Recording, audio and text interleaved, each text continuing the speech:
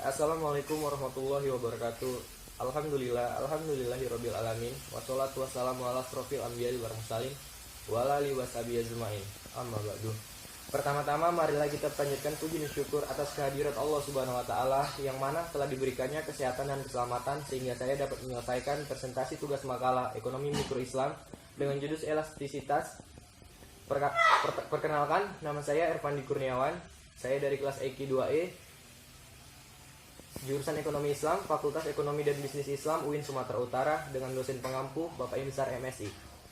Pertama kali saya akan menjelaskan definisi elastisitas dan jenis elastisitas.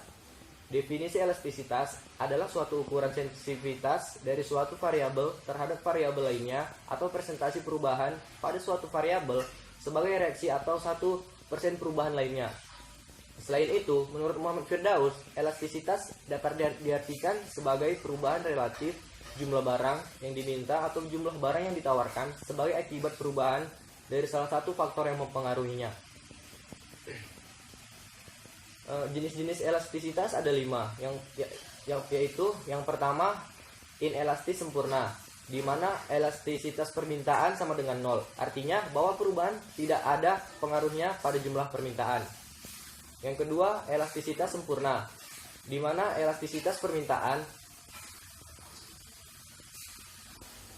sama dengan tidak berpengaruh atau yaitu perubahan harga tidak diakibatkan pada naik turunnya permintaan. Yang ketiga, elastisitas uniter. Elastis uniter, yaitu elastisitas permintaan sama dengan 1. Artinya perubahan harga diikuti pada perubahan permintaan yang sama. Yang keempat,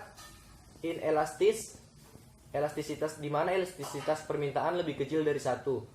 Untuk komoditas yang permintaannya tidak elastis, nilai mutlak elastisitas bernilai di antara 0 dan 1. Dalam hal ini, presentasi perubahan harga adalah lebih besar daripada presentasi perubahan jumlah yang diminta. Yang kelima, elastis atau elastisitas permintaan lebih besar dari 1. Jumlah komoditas yang diminta akan mengalami perubahan dengan presentasi yang melebihi presentasi perubahan harga. Yang B yaitu elastisitas permintaan. Permintaan merupakan hubungan antara harga barang dengan jumlah barang yang diminta. Hukum permintaan adalah jika harga barang naik, maka jumlah barang yang diminta akan menurun. Begitu juga sebaliknya. Jika harga barang turun, jumlah permintaan akan naik. Secara umum, elastisitas permintaan dapat dibedakan menjadi 3 macam, yaitu elastisitas harga, elastisitas silang, dan elastisitas pendapatan. Yang pertama, elastisitas harga. Elastisitas harga dari permintaan yaitu perbandingan relatif antara perubahan jumlah barang yang diminta dengan perubahan harga itu sendiri. Rumusnya adalah elastisitas sama dengan delta QX per delta PY dikali dengan rata-rata harga per permintaan, di mana QX sama dengan rata-rata jumlah barang X di mana di minnya, dan PX sama dengan rata-rata harga barang X. Yang kedua, elastisitas harga lain atau elastisitas silang. Elastisitas silang disebut juga elastisitas harga dan permintaan, yang artinya perbandingan perubahan relatif antara jumlah suatu barang yang diminta dengan barang lain. Rumusnya adalah elastisitas sama dengan delta QX per delta PY dikali dengan rata-rata harga per permintaan. Keterangan QX sama dengan rata-rata jumlah barang yang diminta, sedangkan PY adalah rata-rata harga barang. Yang ketiga, elastisitas pendapatan.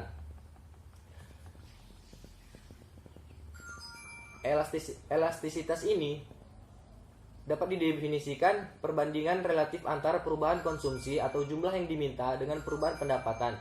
Rumusnya adalah elastisitas sama dengan delta Q per delta I dikali pendapatan per rata-rata permintaan. C. Dengan jumlah yang diminta ketika harga naik, maka permintaan akan barang tersebut akan menurun. Untuk menghitung beberapa besar dapat perubahan harga terhadap kuantitas yang diminta secara lebih spesifik, maka digunakan konsep elastisitas. Pendapatan total juga didefinisikan sebagai jumlah total yang dibayarkan konsumen atau jumlah total yang diterima oleh produsen dalam bentuk pasar apapun. Pendapatan total adalah harga barang dikali jumlah barang yang dijual, atau secara matematika dilambangkan TR sama dengan P kali Q. Secara visual, pendapatan total merupakan luas wilayah persegi 4 PO dikali CO. Di faktor-faktor yang menentukan tingkat elastisitas. Adapun beberapa faktor yang menentukan tingkat elastisitas adalah: yang pertama, banyaknya barang pengganti yang tersedia. Yang kedua, jumlah pemakai. Makin banyak jumlah pemakai, permintaan akan suatu barang semakin inelastis. Jangka waktu analisis. Yang ketiga, jangka waktu analisis, yaitu semakin lama jangka waktu di mana permintaan itu dianalisis, semakin elastis sifat permintaan suatu barang.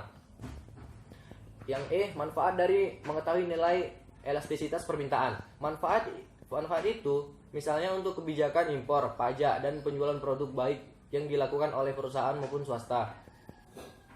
Satu, kebijakan impor. Dalam hal ini, pemerintah juga berkepentingan mengendalikan impor, di mana seandainya suatu negara mengimpor suatu barang yang tingkat elastisitasnya diketahui, maka akan dapat diambil suatu kebijakan, terus impor atau stop. Yang kedua, perpajakan. Bila diketahui bahwa permintaan atas suatu produk bersifat elastis, maka pemerintah relatif tidak akan meningkatkan pemungutan pajak atas barang tersebut. Sebaliknya, bila bersifat inelastis, maka pemerintah cenderung akan meningkatkan pungutan pajak dengan atas barang yang dimaksud. 3. Dengan demikian bisa ditarik kesimpulan hal yang berhubungan dengan elastisitas permintaan terhadap strategi kebijakan penentuan sebagai berikut. Yang pertama, bila permintaan bersifat elastis, maka menurunkan harga jual akan cenderung menaikkan tingkat pendapatan, atau dalam batas penurunan harga masih menguntungkan. Yang kedua, bila permintaan bersifat inelastis, maka menaikkan harga akan cenderung menaikkan tingkat pendapatan, atau dalam batas kenaikan harga tidak menyebabkan permintaan sama dengan nol. Yang ketiga, bila permintaan bersifat uniter elastis, menaikkan atau menurunkan harga tindakan. Yang ketiga, bila permintaan bersifat unter elastis, menaikkan atau menurunkan harga adalah tindakan yang mubazir, sebab permintaan relatif tidak akan berubah. Demikianlah presentasi yang dapat saya sampaikan. Lebih dan kurangnya saya mohon maaf. Wabillahi taufiq wal hidayah. Wassalamualaikum warahmatullahi wabarakatuh.